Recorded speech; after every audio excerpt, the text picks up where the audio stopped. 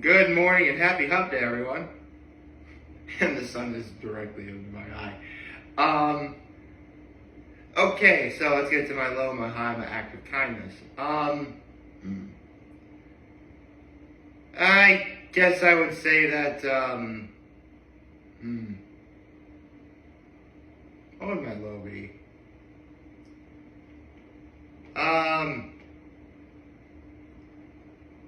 Well, there was something I wanted to do last night, but I just barely didn't have the time to do it. Like, it would have worked, but it just didn't, didn't pan out that way. My high was I went to my second. It's my second softball game for Horseheads. Which, yeah, we lost, and yeah, I guess that's part of my low too. But you know what? I still went. I still had fun, and that really is what counts. And I also got to try the new cola flavored Italian ice over at Rita's, which it was so good. Oh my gosh, it's so good, especially if you get like a gelati. And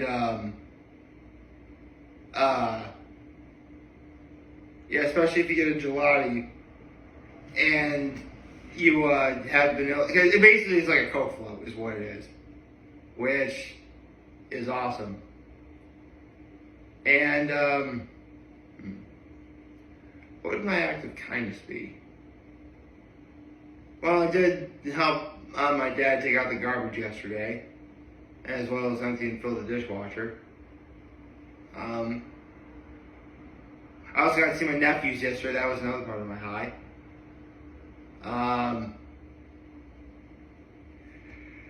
Yeah.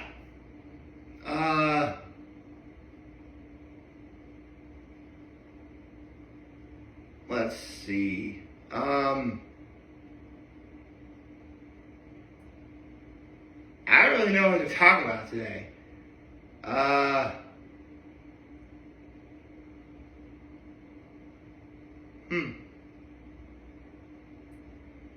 Well, you know what? Considering that Chuggaaconroy isn't going to be able to make Twilight Princess videos for a good while because he's having dental work done, like he shattered one of his molars. It's pretty serious. Well, not serious, but, you know, he'll be out of commission for a while. I haven't seen his most recent Twilight Princess video yet, but given what I've seen so far, I think I could give you guys a brief rundown of what I think of it so far. I say brief because it can be summed up as, I am digging the heck out of this. I really am. Like, again, for the better part of a decade, I've wanted Chuggaaconroy to do Legend of Zelda Twilight Princess. And, you know, he's done 17 videos so far. I haven't seen the 17th one, but, you know, 16 out of 17. I have enough of a sample size to tell you what I think. And I love it. I really do. And that's actually the thing, too. Like, Chuggaaconroy, I mean, true, I probably could have looked up some of this information myself, but Chuggaaconroy went from, like, simply doing Let's Plays of videos, of video games, to not only making Let's Plays, but also going into some behind-the-scenes work. Like who wrote the music for things, or, like, talking about, like, how revolutionary at the time, because it's 2006, some of the graphics were, or some lore in the universe of whatever video game he's Let's Playing. Like, this is actually one thing I just learned watching his Let's Play, is, I did kind of allude to this a while ago, but Chuggaaconroy did confirm it. Before he revealed it was Twilight Princess, or maybe it was right after, I talked about how this brought back an older Link that we got from Ocarina of Time. But here's the thing. In Ocarina of Time, Link was a kid who goes to that 7-year slumber or coma and then becomes an adult. In Twilight Princess, Link is an adult from the beginning. And it was Chuggaaconroy who said at that time, keep in mind this is 2006, at that time, canonically, this is the oldest Link has been in a Zelda game. He is 17 years old, by the way. Which, okay. What's another thing I've been digging? Okay. Because I heard I think it was like one of the Zelda YouTube channels talk about this once. But the Chuggaaconroy also said this as well. And he said it in the best way. Link from Ocarina of Time could obviously, travel back and forth in time. Link in Wind Waker could literally, control the direction of the wind. And there was another version of Link that can walk through portals. I forget what game he was alluding to there. Probably maybe Triforce Heroes or something. I don't know. So it stands to reason that the Link in Twilight Princess was also endowed with a gift, if you will. And I love how Chuggaaconroy put it when he said that Link in Twilight Princess's gift is that he's ripped. Which, keep in mind, the graphics aren't as detailed, but yeah, it's safe to assume that he is. You see him with his shirt off, and, given the graphics at that time, you don't actually quite see a six-pack, but yeah, Link is ripped. But there's actually a reason behind that. See, when Chuggaaconroy said Link in Twilight Princess is ripped, what he was alluding to is that in terms of physical brute strength, this is the strongest we've ever seen Link. One game mechanic in Twilight Princess that is used in the beginning of the game, and believe it or not, in the final battle, I'll get to that in a second, is sumo wrestling. Specifically, you need to sumo wrestle Gorons, which, if you don't know what a Goron is, it's a creature in the Legends of Zelda universe they're rock people. They look like giant rock people. And obviously, they're bigger and heavier than humans are. And even though Link is wearing the iron boots to get an even playing field in terms of weight, because that is what you use the iron boots for, among other things. Once you get to the iron boots in a second, he's sumo wrestling a Goron. That's badass. Again, yes, he is wearing the iron boots, but still, even with the iron boots, I can't imagine it being that easy. Well, again, sumo wrestling, you gotta know how to sumo as well.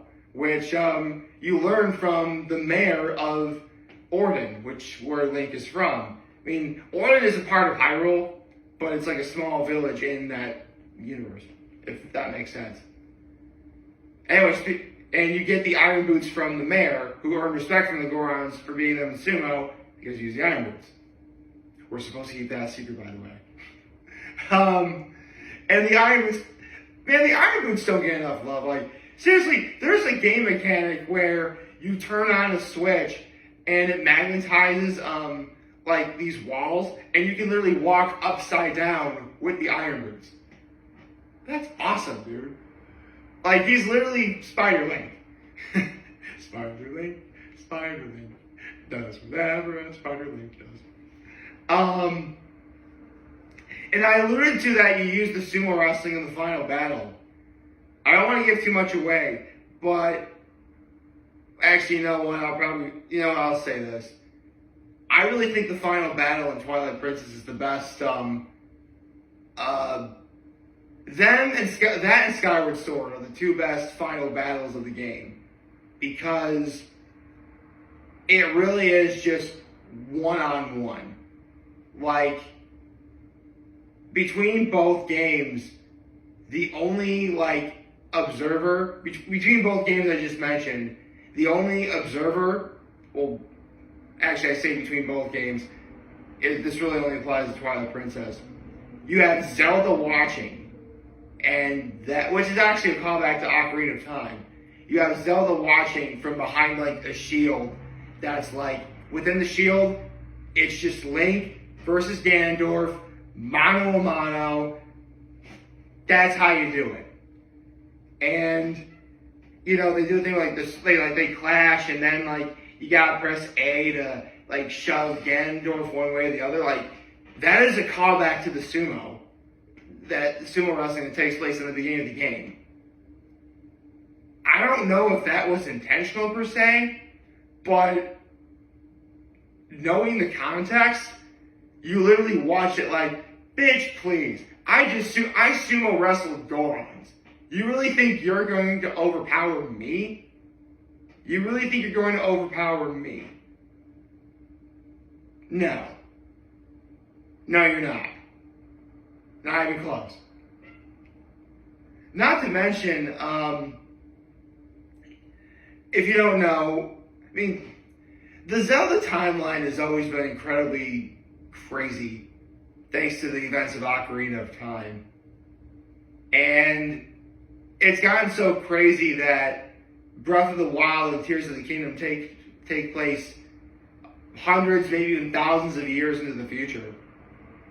But canonically, Twilight Princess takes place 100 years after the events of Majora's Mask. And this is where we get into some time travel shenanigans. See, the Link from Majora's Mask is in fact the same Link from Ocarina of Time. However, because at the end of Ocarina of Time, the events of that game don't happen in that timeline, Link then goes off to adventure for Majora's Mask, and 100 years later, that's the Link for Twilight Princess. For the record, time travel is very confusing if you don't know what you're doing. And I'm not even convinced I explained that properly too. But for a little more lore, if you will, Wind Waker takes place in the timeline where Link, as the adult, defeats Ganondorf, sends him into I forget what the name of the realm is. Ganondorf escapes, and the events of Wind Waker take place after. Again, time traveling can be very confusing. And, I mean, I've said this before, the only two scenarios I've ever actually seen time travel work, well, there's really only one that's worked, but I sort of give a nod to another. The one I give a nod to is Dragon Ball, with the trunks and everything. And the one instance I've actually seen time travel work, I mean really work, was Crash Bandicoot 3 Warped. And that's really because they don't get into the nitty gritty of, go back in time and you alter reality. No. You go back in time, grab the crystal and the gem, and the relic if you're going to do that, and then done. It doesn't change anything, doesn't fix anything, it just ties it up in one neat little package. So, honestly, with each game, I am really digging the fact that, Chuggaaconroy, the Let's Player, and probably the person I've watched on the internet more than anyone, is doing a game I've wanted him to play for the better half of a decade. I have no problems with anything he's doing. In fact, it's making me enjoy it more and more. Like, it's actually happening. It's so cool. And because it's Chuggaaconroy, of course there's some things that I just find that he does that are funny. Like I mentioned the Gorons earlier. The Gorons are giant rock people. They're not really known for wearing clothes. That's actually not the part. Well, I say clothes. They do kind of wear pants, but they pretty much go shirtless. So Chuggaaconroy has to point out the fact that the Gorons have nipples. Which, nothing wrong with that. I mean, it's very clear that the Gorons are rock people. People have nipples. That makes sense to me. Not to mention another thing too, he's playing the game on hero mode, which you take double the damage, and in the beginning you only have like 3 hearts. To my count, he's died like 4 times. One time, I would say at least 2 of those times shouldn't have happened. The first was like during a cutscene, which that never should have happened. The second, I would say, actually, they both played out during cutscenes. So yeah, I would say of the 4 times by my count I've seen Chuggaaconroy die in this Let's Play, 2 of them I would say I shouldn't count. 2 of them, like, I'm not counting those. So yeah. But overall, I'm really digging this. Chuggaaconroy, I know you're currently getting healed from your dental work that you're taking care of at the moment. You know, please get well soon. You know, right now you've made 17 phenomenal videos about a game I've wanted to see you Let's Play for the better half of a decade. I've got no problems with it at all. I'm having a blast watching it. And when you're ready to make more videos, you know, take all the time you need. I'll definitely be there to watch. I hope you all like this video. If you'd like to subscribe to the YouTube channel, follow me on social media. As always, I'm very humble in this video for all of you guys watching Joe for the Hopefully you have a wonderful, wonderful, wonderful Wednesday. Happy hump day, folks. And remember, if you guys want to talk to channel, you're here to let me always have your back. Take care and make good choices. 607 all day, baby.